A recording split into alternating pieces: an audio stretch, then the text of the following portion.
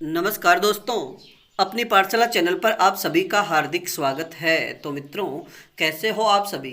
मैं आशा करता हूं कि आप सभी स्वस्थ होंगे, मस्त होंगे और निरंतर अपनी पढ़ाई में लगे हुए होंगे। तो मित्रों, मैं फिर से हाजिर हूं एक नए टॉपिक के साथ में। आज का अपना टॉपिक होगा विभिन्न कालों का नामकरण और प्रथम कवि। यानी हिंदी साहित्य के जो विभिन्न काल है, आदिकाल, रीतिकाल और आधुनिक काल, इन कालों का विभिन्न विद्वानों द्वारा जो अलग अलग नाम दिया गया है उस उनकी चर्चा, और हिंदी का प्रथम कवि किसे माना गया है, इस बात को लेकर हम चर्चा करने वाले हैं। तो मित्रों, यह हमारा टॉपिक है, ये आपके स्कूल व्याख्याता भर्ती और स्कूल वरिष्ठ अध्यापक भर्ती, जो वरिष्ठ अध्यापक भर्ती है, इसके लिए रामबाण साबित होगा। तो इसलिए इस कक्षा को पूरा जरूर देखें। तो बात करें आज के पहले प्रश्न की। आदिकाल को चारण काल नाम किसने दिया। आदिकाल को चारण काल नाम किसने दिया, तो इसका सही उत्तर होगा जॉर्ज ग्रियर्सन ने। अगला प्रश्न। अब देखिएगा विभिन्न विद्वानों द्वारा आदिकाल का जो नामकरण है वो किस प्रकार किया गया है। यानी आदिकाल को संधिकाल, चारणकाल नाम किसने दिया। अगर आपसे ये प्रश्न पूछा जाता है तो उत्तर होगा रामकुमार वर्मा। यानी रामकुमार वर्मा ने आदिकाल को संधिकाल, चारणकाल नाम दिया है। और आदिकाल को वीर गाथा काल नाम किसने दिया। यानी आदिकाल को वीर गाथा काल नाम किसने दिया, तो इसका सही उत्तर होगा आचार्य रामचंद्र शुक्ल ने। और मित्रों, याद रखिएगा कि आचार्य रामचंद्र शुक्ल द्वारा आदिकाल को वीर गाथा काल जो नाम दिया गया है, इसी के आधार पर ये जो काल है ये सबसे ज़्यादा विवादित रहा है। यानी आचार्य शुक्ल का जो काल विभाजन है उसमें वीरगाथा काल जो नाम है ये सबसे विवादित विषय रहा। अब आपसे एक प्रश्न कि ये डॉक्टर रामकुमार वर्मा ने हिंदी साहित्य का इतिहास की शुरुआत कब से मानी है। इस प्रश्न का उत्तर आप हमें कमेंट्स में दीजिए। अगला प्रश्न। आदिकाल को आरंभिक काल किसने कहा है। आदिकाल को आरंभिक काल किसने कहा, तो इसका सही उत्तर होगा मिस्र बंधु। और मित्रों, आप हमें कमेंट्स में इस प्रश्न का उत्तर दीजिए कि मिस्र बंधु नाम से जो 3 भाई थे उनके नाम क्या क्या हैं, क्योंकि इनकी चर्चा हमने पहले वाली क्लास में कर दी है। तो आप उनके नाम हमें कमेंट्स में बताइएगा। अगला प्रश्न। आदिकाल को आदिकाल नाम किसने दिया। यानी हिंदी साहित्य का प्रथम युग आदिकाल को आदिकाल नाम किसने दिया, तो इसका सही उत्तर होगा हजारी प्रसाद द्विवेदी, डॉक्टर रमाशंकर शुक्ल रसाल और डॉक्टर नगेंद्र। यानी आचार्य हजारी प्रसाद द्विवेदी, डॉक्टर रमाशंकर शुक्ल रसाल और डॉक्टर नगेंद्र ने आदिकाल को आदिकाल नाम दिया है। अगला प्रश्न।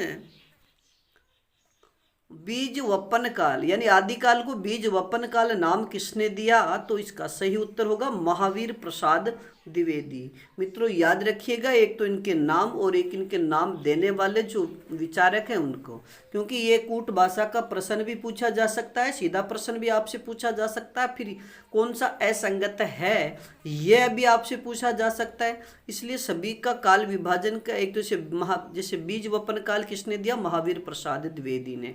आदिकाल हजारी प्रसाद द्विवेदी, रमाशंकर शुक्ल रसाल, डॉक्टर नगेंद्र। तो इनको आप विशेष रूप से याद रखिएगा। आदिकाल को वीर काल नाम किसने दिया। आदिकाल को वीर काल नाम किसने दिया, तो इसका सही उत्तर होगा विश्वनाथ प्रसाद मिश्र ने। अगला प्रश्न। आदिकाल को सिद्ध सामंत काल किसने कहा है। आदिकाल को सिद्ध सामंत काल किसने कहा, तो इसका सही उत्तर होगा राहुल सांकृत्यायन ने। और मित्रों, राहुल सांकृत्यायन का मूल नाम क्या है, ये इस प्रश्न का उत्तर आप हमें कमेंट्स में दीजिएगा।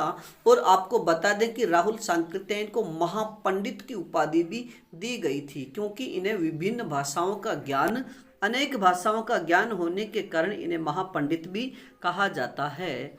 अगला प्रश्न। आदिकाल को अपभ्रंश काल किसने कहा।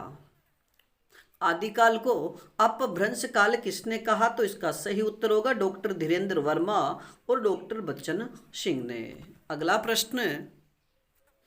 आदिकाल को अंधकार काल किसने कहा है। आदिकाल को अंधकार काल किसने कहा, तो इसका सही उत्तर होगा डॉक्टर कमल कुलश्रेष्ठ ने। और मित्रों, अगला प्रश्न। आदिकाल को शून्यकाल नाम किसने दिया। आदिकाल को शून्य काल नाम किसने दिया? तो इसका सही उत्तर होगा डॉक्टर गणपति चंद्र गुप्त ने।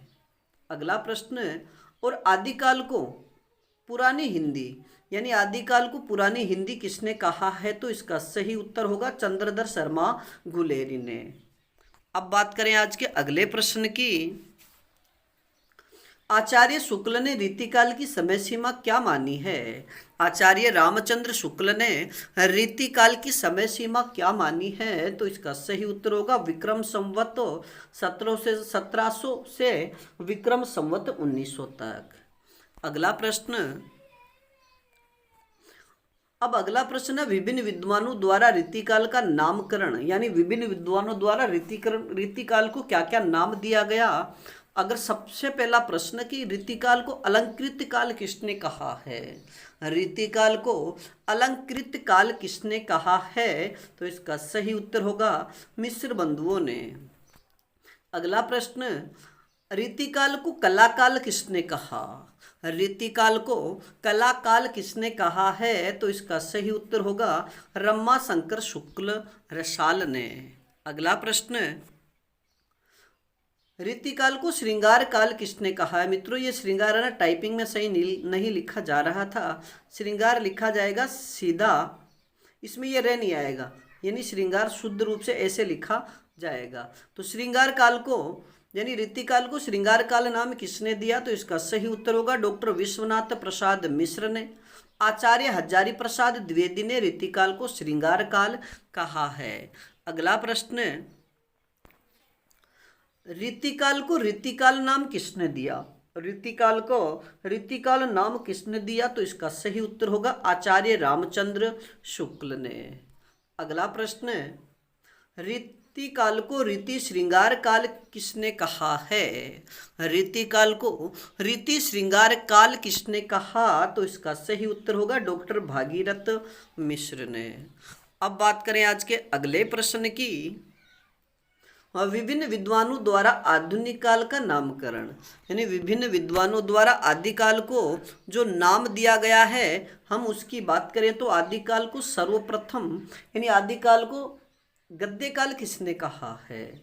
आदिकाल को गद्य काल किसने कहा? तो इसका सही उत्तर होगा आचार्य रामचंद्र शुक्ल ने। अगला प्रश्न, आदिकाल को वर्तमान काल किसने कहा है? आदिकाल को वर्तमान काल किसने कहा? तो इसका सही उत्तर होगा मिश्र बंधुओं ने। अब बात करें आज के अगले प्रश्न की। आदिकाल को यानी आधुनिक काल को, मित्रों ये आधुनिक काल है, आधुनिक काल को वर्तमान काल मिश्र बंधुओं ने कहा। और आधुनिक काल को आधुनिक काल किसने कहा है? आधुनिक काल को आधुनिक काल किसने कहा? तो इसका सही उत्तर होगा डॉक्टर रामकुमार वर्मा, गणपति चंद्र गुप्त और डॉक्टर नगेंद्र ने। अगला प्रश्न, अब हिंदी साहित्य का आरंभ विभिन्न विद्वानों के अनुसार यानी हिंदी साहित्य का आरंभ विद्वानों के मतानुसार अलग अलग है, यानी एक सभी विद्वान इसमें एक मत नहीं है, तो उन्होंने अलग अलग अपने विचार जो दिए तो उसके अनुसार। तो सबसे पहले बात करें डॉक्टर रामकुमार वर्मा ने आदि हिंदी साहित्य का आरंभ कब से माना है? तो इसका सही उत्तर होगा 693 ईस्वी से। अगला प्रश्न, राहुल सांकृत्यायन ने यानी हिंदी साहित्य के इतिहास का आरंभ कब से माना है? राहुल सांकृत्यायन ने हिंदी साहित्य का जो आरंभ है वो कब से माना? 769 ईस्वी से। और जॉर्ज गिरियर्सन की बात करें तो कि जॉर्ज गिरियर्सन ने हिंदी साहित्य का आरंभ कब से माना? तो इसका सही उत्तर होगा 700 ईस्वी से 1400 ईस्वी तक। अगला प्रश्न, यानी हिंदी साहित्य का जो इतिहास है इसका आरंभ मिश्र बंधुओं ने कब से माना है? तो 643 ईस्वी से 1389 ईस्वी तक। अगला प्रश्न, आचार्य रामचंद्र शुक्ल ने हिंदी साहित्य के इतिहास का आरंभ कब से माना है? आचार्य रामचंद्र शुक्ल ने हिंदी साहित्य के इतिहास का आरंभ कब से माना? तो विक्रम संवत 1050 से 1375 तक। अगला प्रश्न, हजारी प्रसाद द्विवेदी ने हिंदी साहित्य का आरंभ कब से माना? हजारी प्रसाद द्विवेदी ने हिंदी साहित्य का आरंभ कब से माना? तो इसका सही उत्तर होगा 1000 ईस्वी से 1400 ईस्वी तक। अगला प्रश्न, डॉक्टर नगेंद्र यानी डॉक्टर नगेंद्र ने हिंदी साहित्य के इतिहास का आरंभ कब से माना? तो 7वीं शताब्दी के मध्य से 14वीं शताब्दी के मध्य तक। अब बात करें अगले प्रश्न की। डॉक्टर गणपति चंद्र गुप्त ने हिंदी साहित्य का आरंभ कब से माना? तो इसका सही उत्तर होगा 1184 ईस्वी से। अगला प्रश्न, विभिन्न विद्वानों के अनुसार हिंदी का प्रथम कवि, यानी विभिन्न विद्वानों के अनुसार हिंदी का प्रथम कवि, यानी सभी विद्वानों ने अपने अपने रचनाओं में हिंदी का प्रथम कवि के विषय में लिखा, तो उन्होंने अलग अलग हिंदी के प्रथम कवि स्वीकार किया है। तो सबसे पहले बात करें कि हिंदी का प्रथम कवि स्वयंभू को किसने माना है, यानी स्वयंभू को हिंदी का प्रथम कवि किसने माना? तो इसका सही उत्तर होगा डॉक्टर रामकुमार वर्मा ने। अगले प्रश्न की बात करें कि सरहपा को हिंदी का प्रथम कवि किसने माना है? तो राहुल सांकृत्यायन व डॉक्टर नगेंद्र ने। अगला प्रश्न, पुष्य या पुंड को, यानी पुष्य या पुंड को हिंदी का प्रथम कवि किसने माना है? या फिर प्रश्न ऐसे पूछ लिया जाए कि शिव सिंह सेंगर ने हिंदी का प्रथम कवि किसे माना? तो पुष्य या पुंड को, या पुष्य या पुंड को हिंदी का प्रथम कवि किसने माना? शिव सिंह सेंगर ने। अगला प्रश्न, राजा मुंज को हिंदी का प्रथम कवि किसने स्वीकार किया है? राजा मुंज को हिंदी का प्रथम कवि किसने स्वीकार किया? तो इसका सही उत्तर होगा चंद्रधर शर्मा गुलेरी और आचार्य रामचंद्र शुक्ल ने। अगला प्रश्न,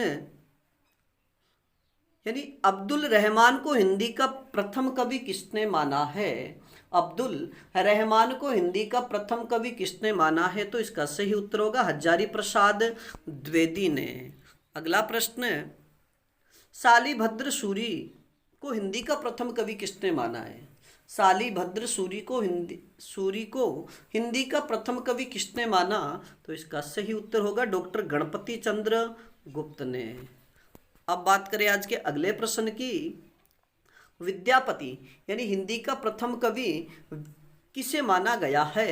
यानी हिंदी का प्रथम कवि विद्यापति को किसने माना है? अपना प्रश्न है कि विद्यापति को हिंदी का प्रथम कवि किसने माना? तो इसका सही उत्तर होगा डॉक्टर बच्चन सिंह ने। तो ये तो था विभिन्न विद्वानों के अनुसार, लेकिन सर्वमान्य मत के हिसाब से देखा जाए तो हिंदी का प्रथम कवि सरहपा को माना जाता है। और सरहपा की कोई रचना उपलब्ध नहीं होने की, यानी कोई भी प्रबंध रचना उपलब्ध नहीं होने के कारण हिंदी की प्रथम रचना देवसेन कृत श्रावकाचार को माना जाता है। यानी प्रथम रचना श्रावकाचार और प्रथम कवि सरहपा को माना जाता है। तो मित्रों आज के लिए इतना ही, बाकी फिर मिलेंगे एक नए टॉपिक के साथ में। और अगला हमारा जो टॉपिक होगा वो होगा भक्ति काल से संबंधित महत्वपूर्ण प्रश्नों को लेकर के। तब तक आप अपने अध्ययन में जुटे रहिएगा। और अपनी पाठशाला बाय BN सर चैनल पर नए हो तो हमारे चैनल को लाइक, सब्सक्राइब और अपने मित्रों तक शेयर जरूर कीजिएगा। और इस श्रृंखला में अगर किसी प्रकार की त्रुटि हो तो आप हमें कमेंट्स में ज़रूर बताइएगा। धन्यवाद।